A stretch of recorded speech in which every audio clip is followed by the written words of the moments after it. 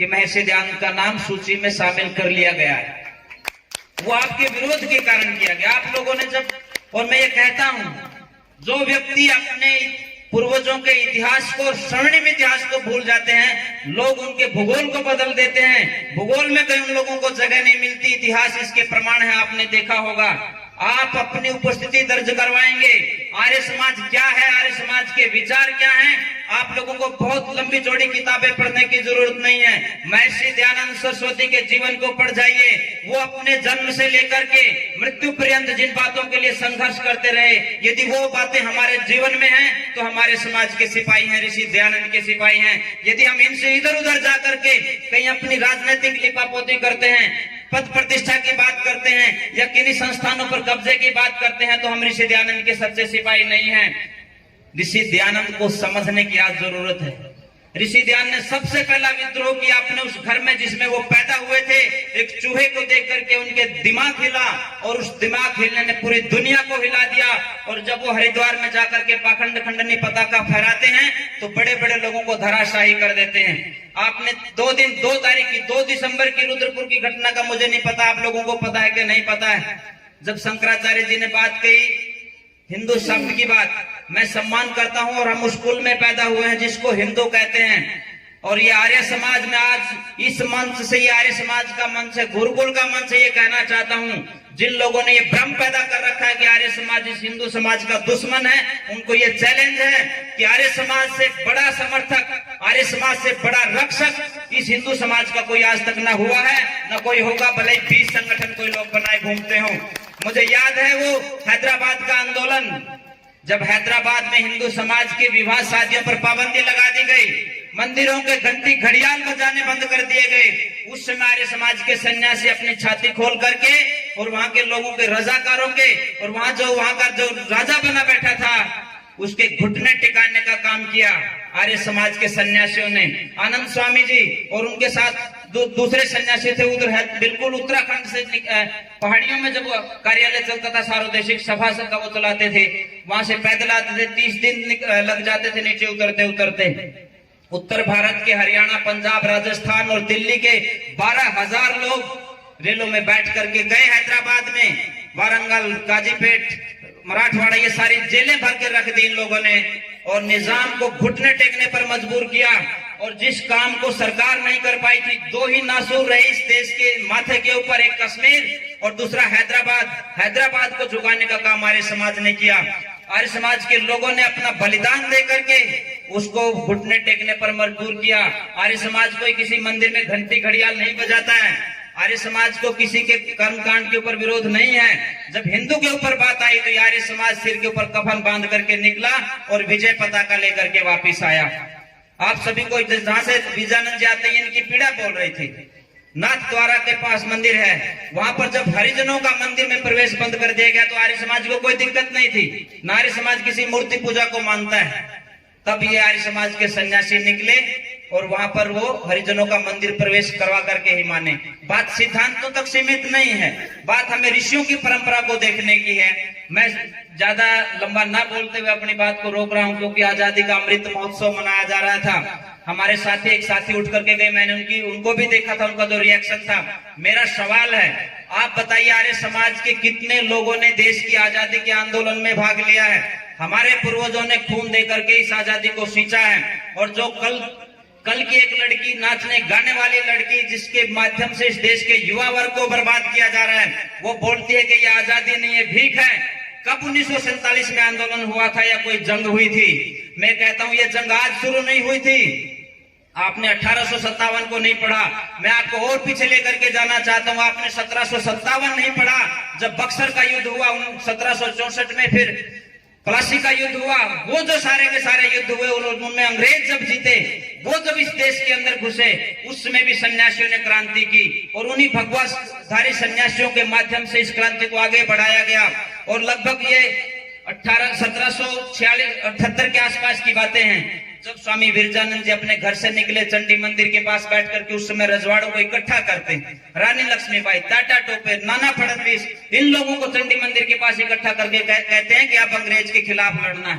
महर्षि दयानंद का पूरा जीवन अंग्रेजों के खिलाफ रहा, और जब एक अंग्रेज अधिकारी ने ये कहा कि आप हमारे खिलाफ मत बोलिए, मल्लिका, ये जो महारानी मल्लिका विक्टोरिया, इसके खिलाफ मत बोलिए, वो आपको सजा दे देंगे। तब महर्षि दयानंद सरस्वती कहते हैं, मेरी उंगलियों को मोमबत्ती बना करके जला दोगे या तोप के मुंह पर बांध करके मेरे चीथड़े चीथड़े उड़ा दोगे तो भी मैं सत्य कहने से नहीं हटूंगा। मैं सत्य बात कहता रहूंगा, कहता रहूंगा, कहता रहूंगा। उसी की प्रेरणा से आगे आकर के स्वामी श्रद्धानंद जी, शहीद आजम भगत सिंह, राम प्रसाद बिस्मिल, अशफाकुल्लाह खान, राजेंद्र लाहिड़ी, नेताजी सुभाष चंद्र बोस जैसे सैकड़ों नौजवान निकले, अपने सिर के ऊपर कफन बांध करके और इस देश को आजाद करवाने का काम किया। और वो एक नाचने गाने वाली लड़की उनकी तौहीन करती है तो कोई बोलता नहीं, कोई उनको सांप सूंघ जाता है, और ये लोग पोस्ट डालते हैं, महात्मा गांधी में ये कमियां थी, भगत सिंह में ये कमियां थी, हमें लड़ाने का प्रयास किया जाता है। तुम्हारे घर से कोई एक भी व्यक्ति शहीद नहीं हुआ, तुम हमें लड़ाने की बात करते हो। और जिन्होंने अपनी पूरी जवानी, पूरी जिंदगी खपा दी इस देश के लिए, उनके ऊपर उंगलियां उठाते हो, तब हमें बोलने की जरूरत है। 7,000 कार्यक्रम सरकार ने अभी तक किए हैं, एक एक बात नोटिस में हमारे हैं, चाहे राज्यसभा का कार्यक्रम हो, चाहे लोकसभा का कार्यक्रम हो, सारे कार्यक्रमों में से आर्य समाज को हटाया गया है। एक जगह पर भी कहीं आर्य समाज का नाम नहीं लिया गया कि देश की आजादी के आंदोलन में आर्य समाज का कोई योगदान है। ये षड्यंत्र समझने की आज आवश्यकता है। इतिहास बहुत कुछ आने वाला है, आने वाले समय में तब बताया जाएगा कि देश की आजादी के आंदोलन में किन लोगों का योगदान था। ये आजकल इंटरनेट का सिस्टम है, एक बार एक बात इंटरनेट के ऊपर आ जाए वो बात जाती नहीं है। आज से 50 साल के बाद जब हमारे बच्चे, आने वाली पीढ़ियां सर्च करके देखेंगी कि देश कब आजाद हुआ, तो लोग पूछेंगे आप किस समय की बात कर रहे हैं, महात्मा गांधी और शहीद आजम भगत सिंह ने जो देश आजाद करवाया था उसकी बात या 2014 की बात? ये बातें आएंगी। आप लोग विरोध नहीं करेंगे तो ये बातें आएंगी। मैं अदब करता हूं और पिछले दिनों मैं खुद कहता हूं, हम लोग लगे बीजेपी के प्रचार में मैं गया और बहुत से साथी जानते मेरे से नाराज भी रहे। मैं ये कहना चाहता हूं, जब बात सिद्धांत की आएगी, आप आर्य समाज को आरएसएस में ले जाइए, कोई दिक्कत नहीं, वहां आरएसएस के कार्यकर्ता अच्छे बनेंगे। आप आर्य समाज को कांग्रेस में लेकर के जाइए, कांग्रेस के कार्यकर्ता अच्छे बनेंगे। बीजेपी में ले जाइए, इनेलो में ले जाइए, जजपा, सपा, बीएसपी, किसी में भी ले जाइए, बहुत अच्छे कार्यकर्ता बन जाएंगे। लेकिन यदि इस आर्य समाज में सपा घुस गई, आर्य समाज में बीजेपी या कांग्रेस घुस गई, तो ये आर्य समाज नहीं बचेगा। और हिंदू धर्म को बचाने के लिए या हिंदू समाज को बचाने के लिए आर्य समाज का अलग अस्तित्व रहना जरूरी है, तभी ये हिंदू समाज बच सकता है। किसी को मूर्ति पूजा से हो सकता है दिक्कत हो, किसी को कर्मकांड से भी दिक्कत हो सकती है। आज सरकारें एक रोल मॉडल प्रस्तुत कर रही हैं। जब अटल बिहारी वाजपेयी जी ने सरकार बनाई और वो प्रधानमंत्री बने तो 28 पार्टियों ने मिलकर के सरकार चलाई। आज समाज को बदलने के लिए हम बैठते हैं और आइए मिलकर के न्यूनतम साझा कार्यक्रम बनाते हैं। आपकी पूजा पद्धति अलग है, कोई बात नहीं, पर समाज के निर्माण में जिस तरह से आज इन युवाओं के चरित्र के ऊपर डाका डाला जा रहा है, चाहे इंटरनेट के माध्यम से डाला जा रहा हो, चाहे इलेक्ट्रॉनिक मीडिया के माध्यम से डाला जा रहा हो, चाहे प्रिंट मीडिया के माध्यम से डाला जा रहा हो, क्यों नहीं समाज के सब लोग, कोई हनुमान मंदिर में बैठता है कोई दिक्कत नहीं, कोई काली के मंदिर में बैठता है कोई दिक्कत नहीं, पर इस समाज में इस नौजवान को बचाने का सब संकल्प लेंगे तो हम ऋषियों की परंपरा को आगे बढ़ाएंगे। और ये देश विश्व गुरु तभी बन सकता है जब इस देश से नशे का जहर मिटेगा, जातिवाद का जहर इस समाज से मिटेगा, सांप्रदायिकता की जो एक तरह से खाई इस देश के अंदर डाली गई है वो जब इस समाज से मिटेगी, उत्पीड़न, नारियों का जो उत्पीड़न आज हो रहा है वो मिटेगा, नशा इस समाज से मिटेगा और शोषण इस समाज से मिटेगा, तो एक नए समाज की संकल्पना होगी। और शायद वही स्वप्न कभी ऋषि दयानंद ने रखा था, वही स्वप्न कभी ऋषि दयानंद ने अपने हृदय में संजोया था, उसको पूरा करने के लिए आज हम यहाँ एकत्रित हुए हैं। कोई किसी विरजानंद जी की बात का बुरा मानने की जरूरत नहीं है, ना मैं उस साथी की बात का बुरा मान रहा हूँ, लेकिन हमें प्रखर चिंतन अपने दिमाग में रखना पड़ेगा। ऋषि दयानंद हमारे लिए आदर्श हैं। उन्होंने चाहे मुसलमान के लिए लिखा, चाहे ईसाई के लिए लिखा, या वो जिस घर में पैदा हुए उनके लिए लिखा, उन्होंने द्वेषपूर्ण कुछ भी नहीं लिखा, सुधार के लिए लिखा। आज न सिर्फ मैं कहता हूँ मंदिरों की भी जरूरत नहीं है, मस्जिदों की भी इस देश में जरूरत नहीं है। सिर्फ हिंदू ही नहीं, मुसलमान जो जिस तरह से ईद के नाम पर बकरी और अन्य पशुओं को काटता है उसकी भी जरूरत नहीं, उसकी भी किसी को इजाजत नहीं होनी चाहिए इस समाज के अंदर। प्राणी मात्र का जो है यहाँ आपस भ्रातृभाव रहे, प्राणी मात्र की सुरक्षा हो, ये हमारे ही नहीं संविधान की भी जिम्मेदारी है। पर राजनेता वोट के चक्कर में रहते हैं, वो नोट के चक्कर में रहते हैं, वो आपकी फिक्र नहीं करते, वो अपने परिवार की फिक्र करते हैं। जब वो परिवार से निकल करके इस समाज का चिंतन करेंगे, प्रखर चिंतन उनके दिमाग में, मन मस्तिष्क में हिलोरे मारेगा, तो समाज का नव निर्माण होगा।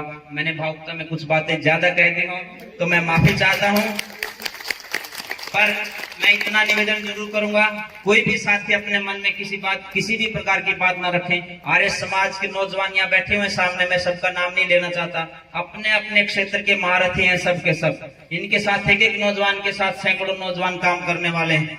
आपने देखा पिछले लगभग 5 दिन से ये साथी कब सो रहे हैं, कब उठ रहे हैं, कुछ नहीं पता है।